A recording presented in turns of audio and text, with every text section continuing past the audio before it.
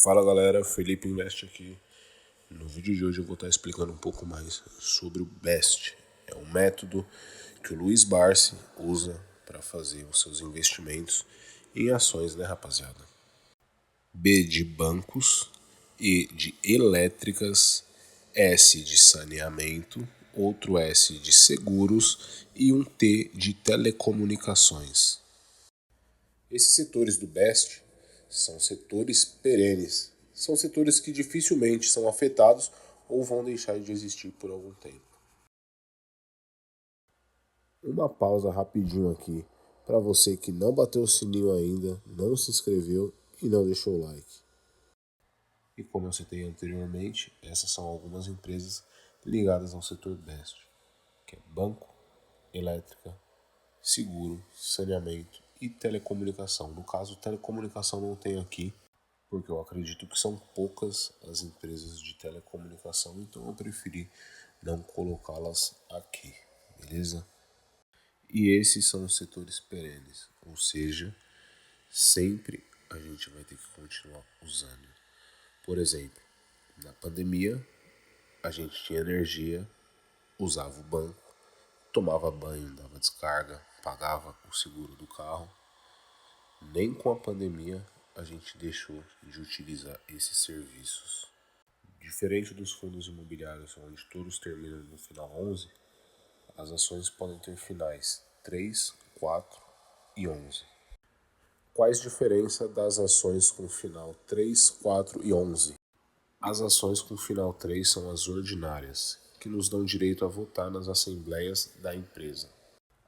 As ações com final 4 são as preferenciais, que nos dão preferência nos recebimentos dos dividendos. Já as ações com final 11 são conhecidas como units, que são compostas por uma ação ordinária e duas preferenciais. Agora eu vou mostrar alguns indicativos que eu utilizo para analisar boas ações. Lembrando, se você não pegou papel e caneta, é bom pegar. O lucro líquido é o dinheiro que a empresa ganha após pagar todos os seus custos e impostos. Os dividendos são uma parte dos lucros da empresa que são distribuídos aos seus acionistas. A relação preço sobre lucro é uma medida que compara o preço atual das ações da empresa com o seu lucro por ação, LPA. Dívida líquida sobre EBITDA é a relação entre a dívida líquida da empresa e o lucro antes dos seus gastos, um indicador importante para avaliar a saúde financeira da empresa. ROI. ROI é um indicador que mede a rentabilidade de uma empresa em relação ao seu patrimônio líquido, demonstrando a eficiência com que ela utiliza o capital dos acionistas para gerar lucro. CAGR de lucro. O CAGR é a taxa de crescimento anual composto, ou seja, a taxa de retorno necessária para o investimento crescer do seu saldo inicial ao final.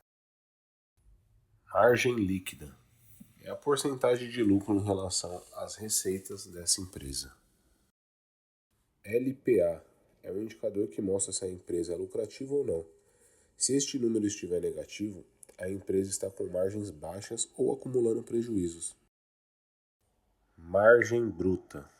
Ela mede objetivamente quanto a empresa ganha com a venda de seus produtos, ou seja, quanto que é o lucro dessas vendas. Galera, agora eu vou mostrar uma coisa que eu costumo fazer. Quando eu analiso as minhas ações também, eu procuro sempre fazer isso. Eu no Google, né? Fundamentos. Entro no Fundamentos aqui. No caso aqui, digito o código da ação que eu quero. Por exemplo, vamos ver da CSN. Código CMIN3. Beleza. Aqui algumas informações e tal. Eu costumo vir aqui em dados históricos e coloco aqui nos insiders. O que é isso? Aqui a gente pode ver que são compras líquidas de ações realizadas por pessoas ligadas à companhia. Ou seja, o governo dessa empresa, no caso, os controladores, conselheiro, diretoria, conselho fiscal, quem manda e desmanda na empresa de modo, a grosso modo falando, né? É que a gente pode ver se eles têm comprado ou vendido. Olha aqui, por exemplo, quando tá o menos é venda, né? Em 1/2 de 2021, olha quanto que vendeu. A ação nessa data, no caso, deve ter acontecido alguma coisa e os controladores, né, começaram a vender.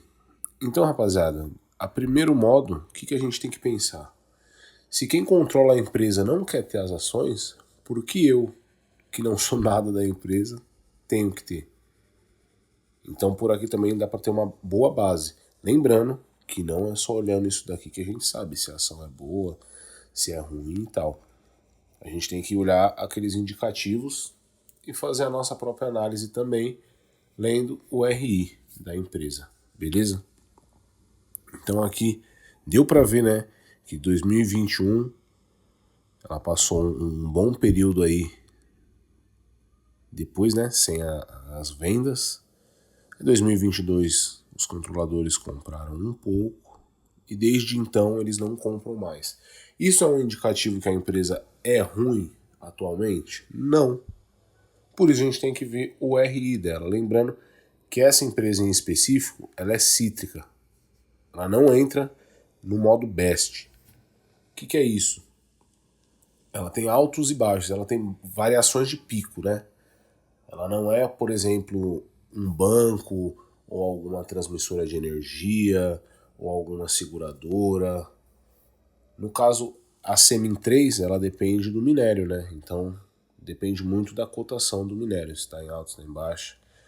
Depende do dólar. Então, são várias coisas que interferem no preço dela, né, rapaziada? Mas basicamente é isso. É assim que eu costumo analisar as empresas, com aqueles indicativos no começo do vídeo e olhando para esse site também, tá?